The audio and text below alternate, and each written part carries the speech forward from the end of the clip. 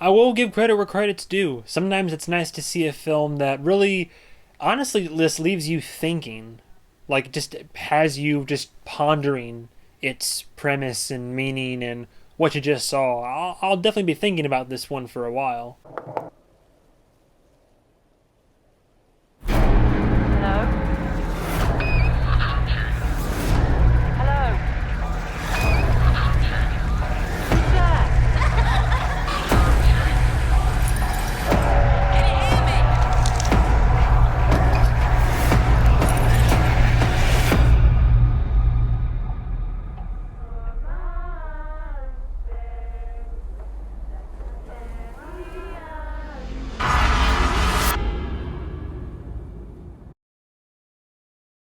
And today we have Enys Men. Now, I think I'm saying that right. When I saw the trailers for this in my local art house cinema, I saw this trailer many times. They never said it. I thought it was Enys Men, like Enys Men. But then I heard somebody call her Enys in the film. And my friend heard someone call the island Enys. So I think it's Enys Men. Also, I didn't have like a red rain slicker or whatever, but I did have a rain slicker and like a sweater of sorts, so I'm kind of ready for island weather a little bit. I warn you, there might be some I usually move around and this thing makes noise, so keep that in mind. This film I guarantee you haven't heard of yet. I only heard about this wasn't even targeted to me on my smart device on the online socials. I literally only heard about this film because my local art house cinema that does a mixture of old films that are classics, cult classics, new art house films, but also new indie art house films, a little bit of everything, showed the trailer for this. And seeing the trailer, I got like two vibes immediately. I got Skinamarink vibes and I got Lighthouse vibes.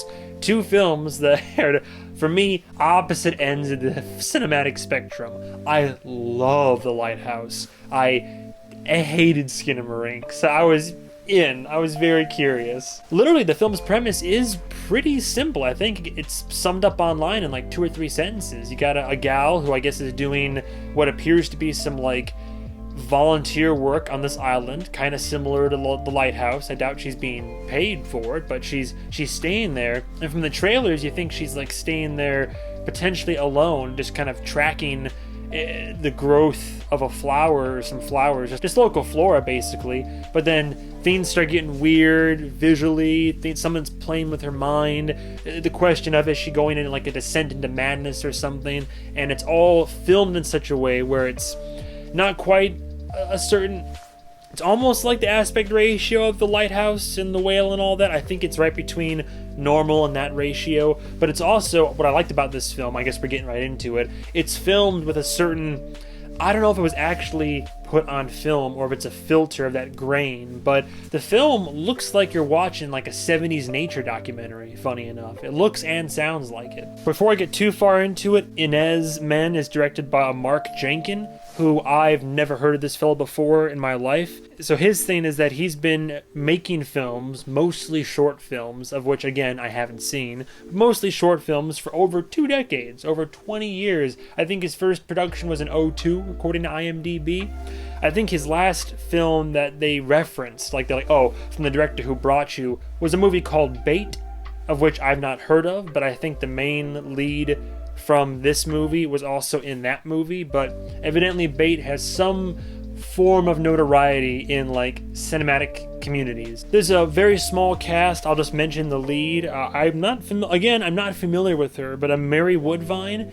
She's been acting since the 90s. Like, she's been, again, decades in the industry. When I was going to the IMDb, I've seen her as like a supplementary or minor roles in some films that I have seen, none of which I would be able to recall at all. But she's the lead in this, and she basically is the main person we're following. What's that style? Third person omniscient?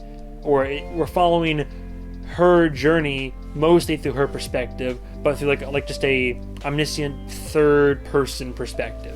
This is such an interesting movie. I really appreciate it, and I liked it, but it's not one that I'm itching to watch again. So what I like about this film is that it's not straightforward. I don't want to really spoil it or like give away anything, but I will say that it's like similar to the Lighthouse and Skinamarink in a way, where it's just it doesn't really have, there is a narrative there, but then that narrative by about the halfway point and toward the ending quickly gets muddy. Not bad, just you actually oh, I thought I knew what the story was here, but now I'm not sure. And you might get lost. There are a couple moments where I was like, wait a second, what's going on here? Because then you're figuring out, is she really alone? She's seeing weird stuff. What is she seeing? What is she hearing? It was cool watching this because it's for the aesthetic. If you're into that, again, I don't know if you call this cottagecore or not, but again, it's like watching a 70s nature documentary. It's that certain film grain, that filter. It sounds like the audio was recorded back in I think this movie takes place in the early 80s, I think.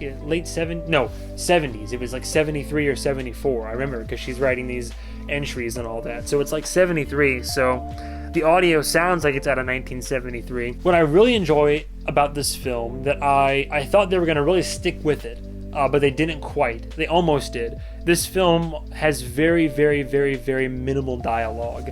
The main character doesn't speak for at least the first, I think, 10, 15 minutes of the film. I was almost surprised when she did, but I think I counted, and unless I'm mistaken, our main character, she has 7 lines of dialogue. It's an hour and a half film, 7 lines of dialogue, 10 if you count 3 lines that were delivered via radio voiceover, so she's not directly speaking them into existence. So 7 to 10 lines of dialogue. Most of this film is really it's like a series of paintings that you're left to interpret, if that makes any sense. And that's what I really enjoyed about this film. It didn't disrespect its audience, and it didn't spoon feed you either. It gives you a basic narrative that ends up turning into something that's very much more abstract and non-linear, and leaves a lot of room for interpretation through extrapolation and observation. It's like you're trying to solve a mystery. And I really enjoyed that aspect of it, where I got to kind of try to pick apart these scenes as they were going, and just when I thought I had a handle on something, I didn't, and I had to reevaluate my point of view and perception of what was going on. I think the lead's great for someone who has very few lines in this film. I mean, whenever she delivers a line, it's good, and I think a lot of her emotion is conveyed, in the face, the eyes, her body language, how she moves around, how she interacts with her environment. Sometimes it's weird, sometimes it doesn't make 100% a lot of sense, but most of the time it just kind of seems like she's experiencing this almost in a dreamlike state, which kind of makes it an even more different experience for the viewer. Again, I don't want to spoil too much, but I have my own theories possibly. I have one main theory about the film, and that's what I'm saying, is you can watch this film and walk away with theories about what you just watched and what's actually happening on the island. It's like a lesser quality version of Shutter Island, I guess.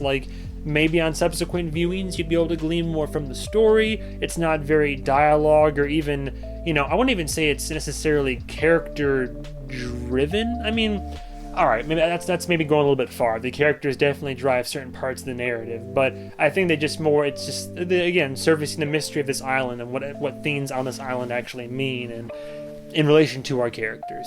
I don't recommend it for theaters necessarily. This is definitely it's a slow burn. I think the marketing takes all the most interesting shots and moments from the film, most of them, and puts them in the trailer, which is how you get butts and seats, I suppose. Maybe stream it. I mean, check out the trailer. If it interests you, cool. If not, you can definitely skip this one. You're not missing out on cinematic excellence and an achievement in the genre or the format. But if you're like me and you like film, I wouldn't really call it horror.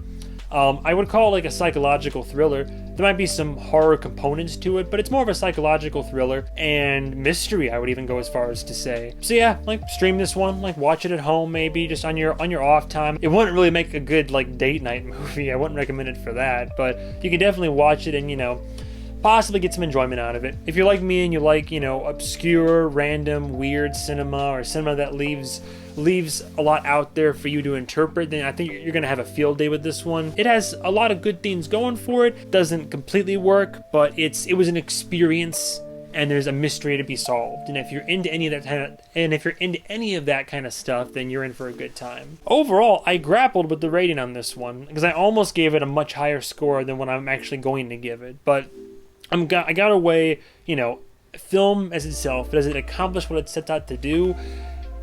Yes, it does. I think for the most part, it's got some minor flaws here and there. I think it is definitely a slow burn. I think that maybe if they committed to the no dialogue bit, that would have made it even more interesting. I think if they had given just a couple more crumbs of hard evidence to solidify the act, like what's really grounded in reality, what's really going on, just a little bit more of a sense of direction, I think I would have enjoyed it a lot more.